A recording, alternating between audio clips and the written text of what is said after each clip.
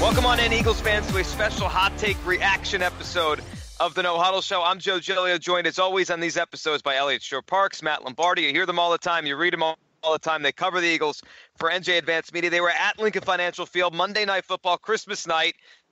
And here's the good. The Eagles won 19-10. They clinched home field advantage throughout the NFC playoffs. They're the number one seed. The road to the Super Bowl goes through Philadelphia. The bad, well, is the way they played, especially offensively. We'll get to a lot of your reaction on Twitter. Elliot, a couple days out after the game. It's a weird week. They play this week, even though it's nothing to play for. And they have home field. Yet it just feels around the city like the Eagles lost that game on Monday night. Yeah, I mean, in a lot of ways, I know the scoreboard said that they won, but, I put a poll up on Twitter after the game asking fans if they felt better or worse after that game. And about 3,500 votes in, 84% of people said they felt worse. So, it's not often you clinch the number one seed on Christmas night at home, no less, and fans walk away feeling worse. But that's just how bad they were. I mean, they entered that game as basically double-digit favorites. We did the instant reaction pod, and after you watch the game again and you look at it closer, it doesn't look any better. I mean, everyone will say the defense was good, and those 5 turnovers, they were great. But, the Oakland offense is not very good. They have some talent, but this is not a team that's good on offense. So to hold them to the 10 points was somewhat impressive. But I just think defense, to me remains a bit of a concern. And we're not even getting into the offense yet, which was just unreal bad. I mean, 37 yards in the second half. They're basically gifted the game with that Derek Carr interception, which was thrown right at Ronald Darby. So I agree with the fans that came away discouraged. I don't see how you could feel any better after this team than you did going into that game. Matt, let me throw this at you. So last week, the offense was good without Carson Wentz in their first game. They put up 34 points on the Giants, although that's not a great defense, anything close to it. They still moved the ball. Nick Foles threw 4 touchdowns. The defense for the Eagles played poorly. This week, it was the opposite. Is that better that the defense maybe fixed itself a little bit, made some plays, or is this now worse because maybe to make an analogy, there's boats and there's leaks in multiple spots now? The defense one week, the special teams another week, offense this week. Is this better outcome for the Eagles that the defense stepped up and the offense fell back, or do you feel worse because now you don't know what they have each week? Yeah, Joe, I think it comes down to what do you value more and what do you think is more important to winning in the postseason. If you think the defense is going to be able to stop some of the elite quarterbacks in the NFL and the NFC playoffs, like a Matt Ryan, like a Drew Brees, like a Jared Goff, the playoff caliber opponents that are going to be coming through Lincoln Financial Field, if you think that this defense, the way they played, can get by, and not just get by, but win the game for you, granted, they forced 3 interceptions, they had 5 turnovers, and those are all things that are well and good. But I think that come playoff time, and we've talked about this before, I think that the teams that go to Super Bowls, make lengthy playoff runs, they're teams that are complete teams with an offense that complements a defense. This herky-jerky back and forth between the offense carrying you one week, defense carrying you the next, while it's nice and it's one thing to hang your hat on if you're an Eagles fan looking for reasons for optimism, but bigger picture, I'm more concerned about the lack of an offense against a Raiders defense that was pretty much disinterested in being there on Sunday night. And I just look at what happened in Green Bay on Christmas Eve when the Packers, they've packed it in just as the Raiders have. But Minnesota shut them out on the road 16-0. And that Packers team with Brent Hundley, without Jordy Nelson, without Devontae Adams, they actually had more yards than the Eagles offense did with Nick Foles. So to me, that offense is just so limited when you can't convert on third down. They were 1 for 14 on third down. When you give up an extra 9 minutes of time of possession to the Oakland Raiders of all teams that have nothing to play for, I really don't know how that translates against a playoff caliber defense, which there are dominant defenses in the NFC playoffs, when you look at Minnesota, when you look at the Rams, and going up against an offense that has the kind of firepower to stay on the field, limit your offensive opportunities. And I just think that this offense is so limited right now that I don't know how you beat some of the defenses that are coming through. It's hard to imagine it. The way Nick Foles, Elliott, played on Monday, I tweeted it during the game, it's just hard to imagine them winning a playoff game like that. He was awful on Monday night. He did play well and execute the offense against the Giants. So who's the real Nick Foles right now? And we know it's not the guy that had 27-2 4 years ago. Let's just throw that out. But right now, as the Eagles move forward into the playoffs, what is Nick Foles? Because he's had one good performance, one bad one. I feel like if there's a middle ground, they've got a chance to pull out a game maybe in the playoffs and be competitive. If there's not, if he plays like he did Monday, they're going to be a number one seed that goes home right away. So I said after the Giants game, and both on the instant reaction pod and the hot take pod, that I didn't think Foles was as good as other people did against the Giants. I thought he was inaccurate for most of the game against the Giants, and a lot of those touchdowns he had, I mean, he either had an extremely clean pocket to work with, talking like 5-6 seconds to throw the ball, or the guys were just wide open because of good play calls by Doug Peterson. And against the Giants, it worked, but you saw against even just a slightly better team, still a bad team, but even just not a complete dysfunctional mess like the Giants, you saw what happened. I mean, he's been kind of the same guy the last 2 weeks. It's just he looked a little better against the Giants. But when you talk about who Nick Foles is, he's exactly who I said he was when we first started talking about this Carson Wentz thing. He's a backup quarterback that is definitely the worst quarterback in the NFC playoff picture, and he's a quarterback that if the Eagles team is currently constructed, started week 1 and had to play 16-game schedule, they're like a 6-7 win team. So Foles is a guy that he doesn't turn it over a ton, even though he's lucky he didn't have 2 interceptions against the Giants. Against the Raiders. So that is, I guess, one strength of his. But overall, I mean, it's hard to say really what Foles' strength is. He's not very mobile. You saw that against the Redskins. He's really struggled with accuracy issues. And, some of that is he doesn't have a ton of time playing with these guys. But he missed Zach Ertz twice in the end zone just by throwing it too high. And he's played with Ertz before. I mean, Ertz was here when Foles was the quarterback, it feels like centuries ago now. So there's really not a lot of defense for missing those throws. I mean, it's hard to really say what Foles' strengths are, and it's certainly after that Raiders game, it's a lot easier to say what his issues are. And one quick thing that I just want to admit that I was a little bit wrong about with this team, and Elliot and I have talked about this on the podcast. We've talked about it in the press box at games. I didn't think that the Eagles would be a sub-500 team without Carson Wentz. I thought that they'd be good enough in terms of what the defense had been giving them, good enough in terms of running the football to, be a competitive team. And granted, they're 2-0 with Nick Foles, albeit against the Giants and the Raiders. But what I'm trying to say here is I think Carson Wentz changes everything about this franchise and about this team. And, we saw exactly why on Monday night. It's third downs. The Eagles were the number one most efficient third down offense in football with Carson Wentz, and that was because of his Houdini-like escapability from the pocket. You go back to that Redskin game where he escaped that massive humanity in the pocket, stepped up, hit Corey Clement for the touchdown on a third down play. We've seen him extend countless drives with his legs or by making money throws into tight windows that Nick Foles showed the other night that he was just good enough to evade the pressure and throw it away and avoid a turnover. That 1 for 14 on third down, that's a jarring stat. And to me, that shows you exactly what this Eagles offense is and how limited it is with Foles without Carson Wentz, because it affects everything. It affects how long your defense is on the field. It affects your ability to keep the opposing offense off of the field. And that's critical come playoff time when you got quarterbacks and running games coming through the link like you're going to have. And I just don't know that it's sustainable to have an offense play that poorly and beat playoff caliber competition.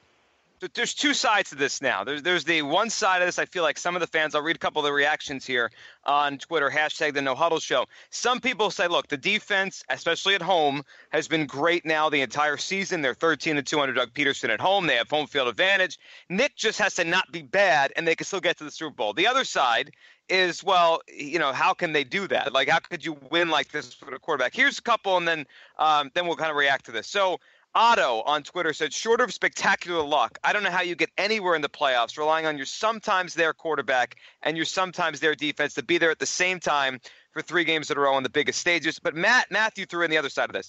Brad Johnson, Rex Grossman, Colin Kaepernick, Matt Hasselbeck. I'll even throw Eli Manning. The NFC has proven you don't need an all-time great quarterback to get to the Super Bowl, especially at home. Now, Elliot, before you react to both of those, I think it's unfair to put Nick Foles in the same conversation as Brad Johnson, Kaepernick, Hasselbeck, Eli. Those guys are better. Manning, yeah, but they were accomplished starting quarterbacks. Now, the Rex Grossman one is interesting because he was pretty bad, and and that Bears defense and running game carried him.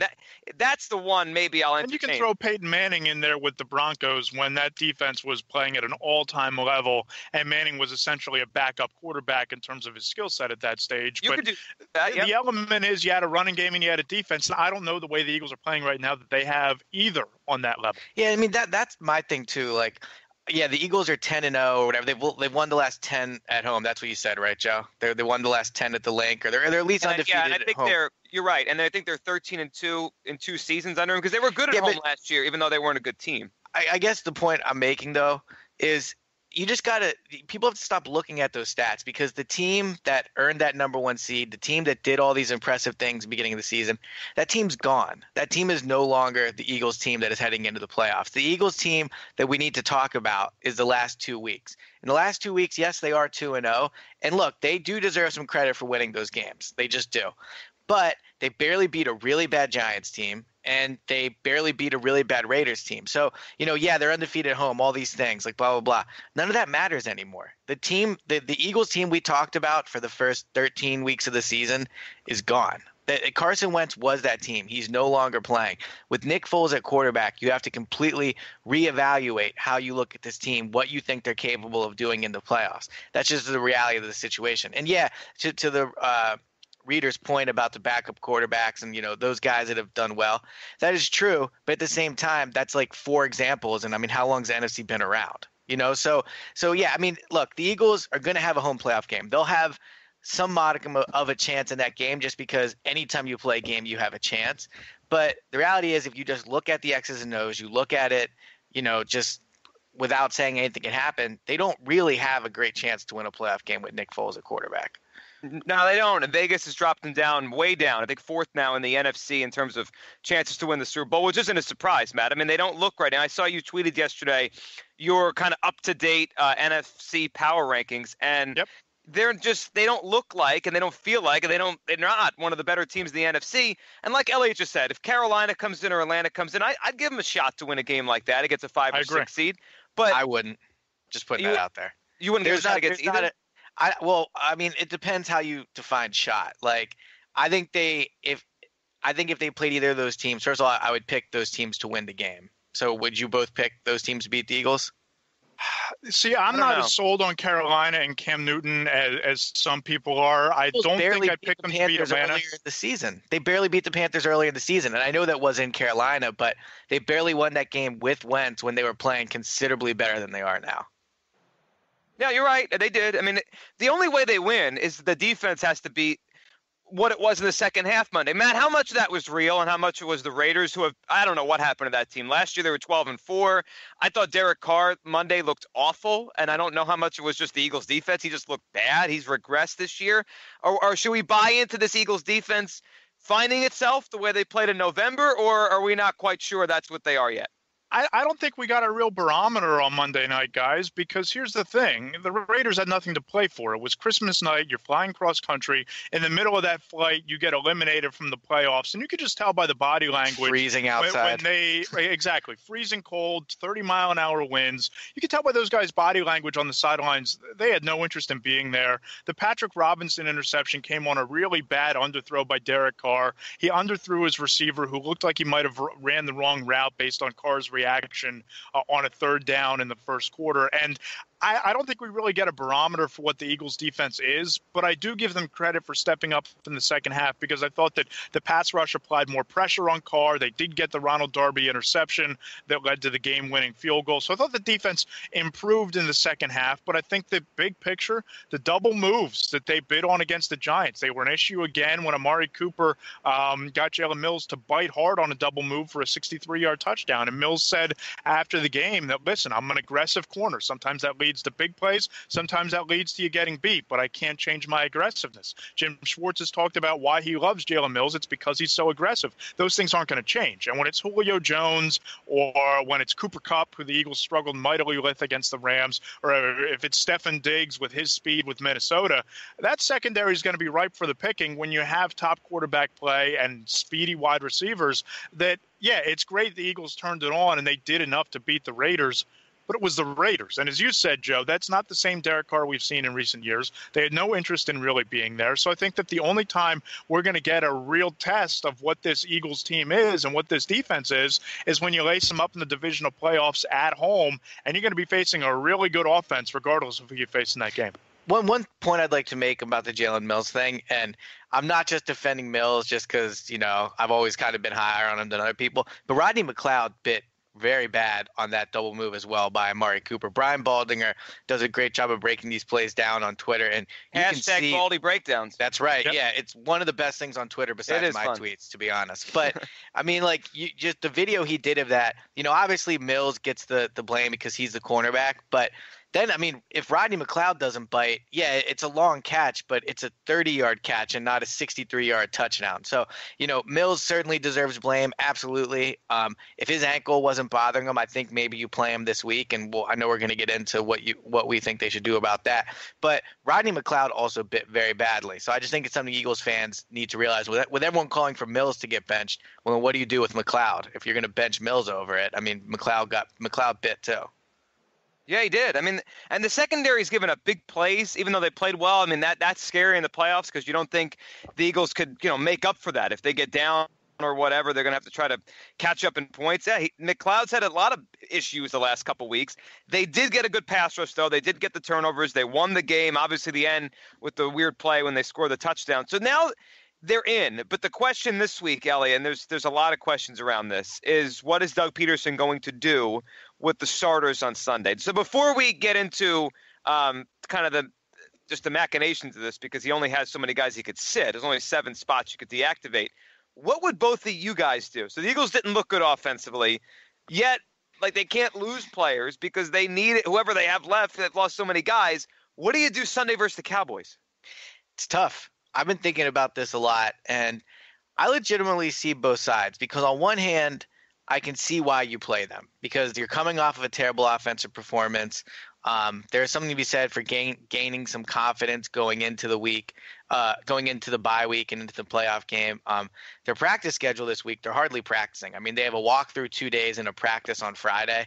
I'm not sure how much they do on walkthroughs, but it's not a ton. I don't know the specifics of what they'll do this week. Maybe they'll have a more intense walkthrough than normal, but so that to me indicates that he's planning on playing these guys on Sunday.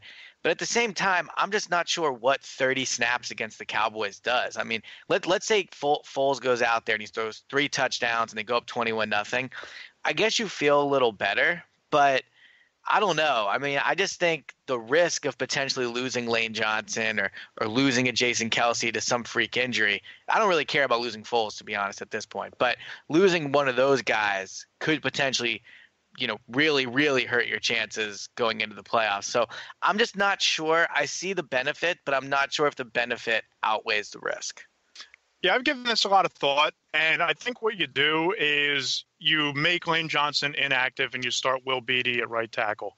You make Brandon Brooks inactive and you start Isaac Seumalo at right guard. And you play Nick Foles for 30 snaps. You play Alshon Jeffrey, Zach Ertz for 30 snaps, because I don't know that it's about feeling better. I think it's about getting these guys some more in-game action. Let the skill position players develop some sort of a rapport, because if we saw anything on Monday night, it's that Alshon Jeffrey and Nick Foles aren't on the same page. Jeffrey was targeted only twice, didn't have a catch. Torrey Smith only had 1 catch for 5 yards. Nelson Aguilar had 4 for, I think, 50 yards, 4 catches.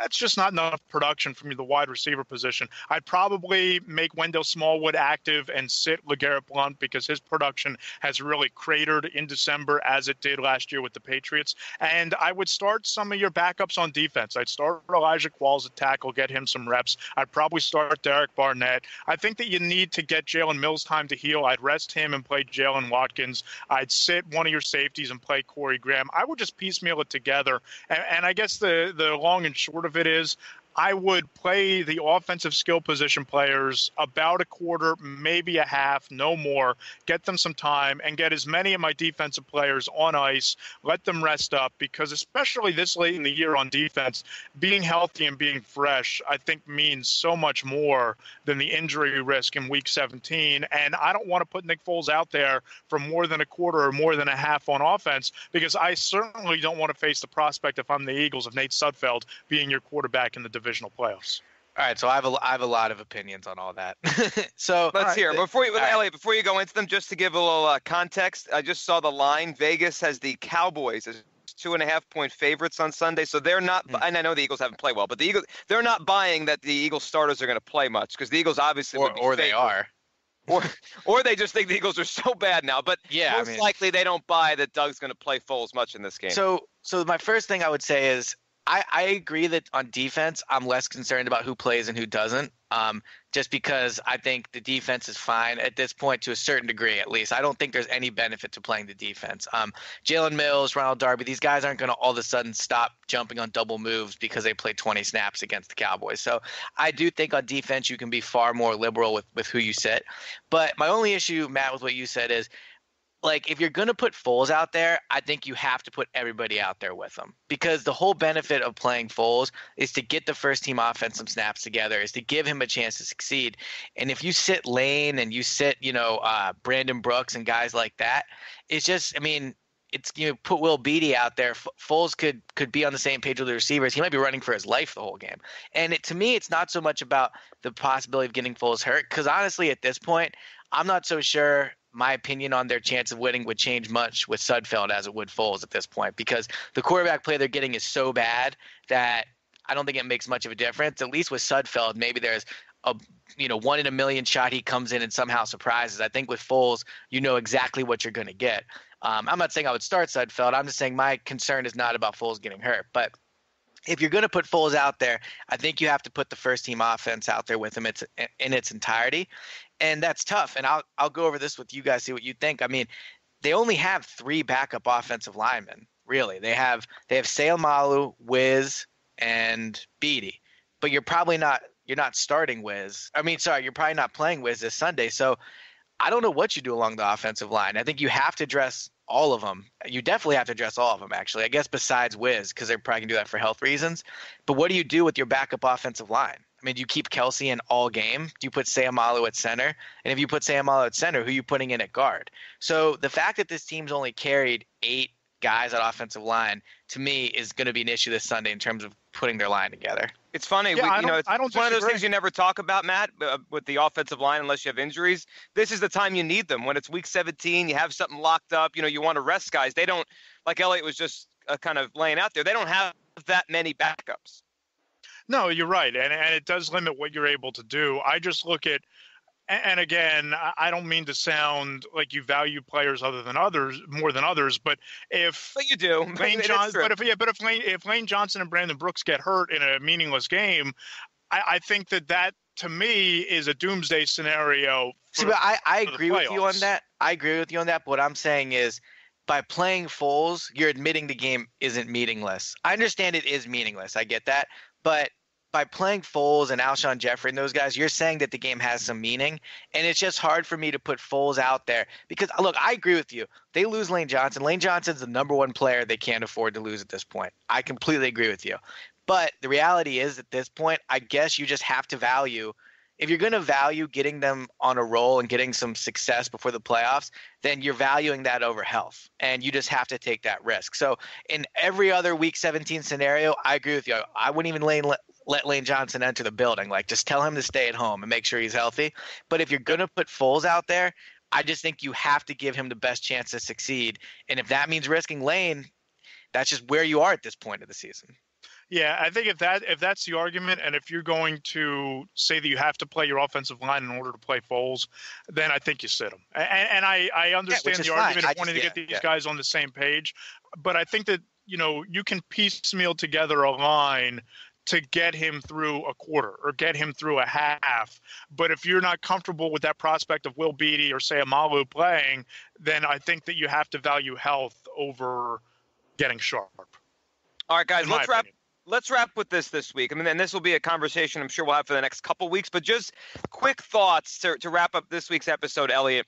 How much of the next 3 weeks, so it's almost 3 full weeks till we'll kick off the playoff game against whoever, New Orleans or Carolina or Atlanta, whoever it's going to be, is on Doug Peterson to concoct and craft some sort of different offense or different game plan for that game around Nick Foles? I mean, do you think Doug is going to drastically change things? Do you think they're just going to go into that game and hope Nick can get the job done? And it feels like there's a lot of time, but also not much time to create something that will work for, let's just take it one game at a time, that divisional round game. How much do you think is on Doug here to try to figure something out to, I don't know, hide Nick or get him through a game? Yeah, I mean, it's absolutely on Doug. I mean, the pressure is completely on him. As I mentioned, against the Giants, Foles looked as good as he did because of the play calls and the situations Doug set him up in, and the fact that the Giants are terrible. But I mean, that was part of it. But I'm not so sure what Doug can do. I mean, Foles was having trouble, just simply catching the snap on Christmas night. He was overthrowing guys that were open. I mean, you can design the best offense in the world, but unless that offense is just going to be Foles handing it off or just doing dump screens, I'm not so sure how much Doug can do. So I agree with you. Like, this is a huge pressure situation for Doug. And I will say, like, before they played the Giants, whenever Doug would talk, I would sense like a sense of excitement and optimism in a way that he felt this was a chance for him to really like rally the troops and do that. Not by any means that he was happy Carson got hurt. I'm just saying I think he really embraced the challenge. Haven't really sensed that so much over the past few times Doug's talked. I think maybe the reality of the situation is starting to set in a little bit, and he knows it's a huge task ahead of him. I'm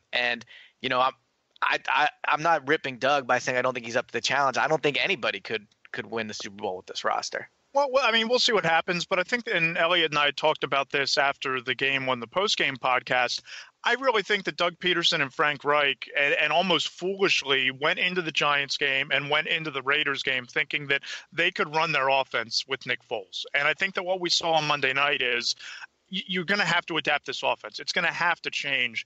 And I think that one of the things that you need to do is you need to commit to running the football. And you look at what happened on Monday night. In the first quarter, they ran for 48 yards. In the first half, they had a total of 60 rushing yards.